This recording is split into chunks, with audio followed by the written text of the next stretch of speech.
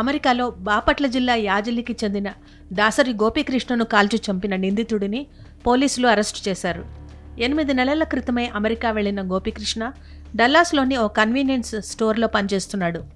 ఈ నెల 21న స్టోర్కు వచ్చిన 21 ఏళ్ల నిందితుడు డవోంటా మాథిస్ గోపీకృష్ణపై కాల్పులు జరిపి తనకు కావలసిన సిగరెట్ ప్యాకెట్ను పట్టుకెళ్లాడు. ఈ ఘటనకు సంబంధించిన దృశ్యాలు స్టోర్లోని సీసీటీవీ కెమెరాలో రికార్డయ్యాయి. తీవ్రంగా గాయపడిన గోపీకృష్ణ ఆసుపత్రిలో చికిత్స పొందుతూ మృతి చెందాడు. డవోంటా మాథ్యూస్పై తొలుత దోపిడీ అభియోగాలు మోపగా గోపీకృష్ణ మృతితో హత్యానేరం మోపారు. నిందితుడి ప్రవర్తన చాలా విచిత్రంగా ఉందని పోలీసులు తెలిపారు.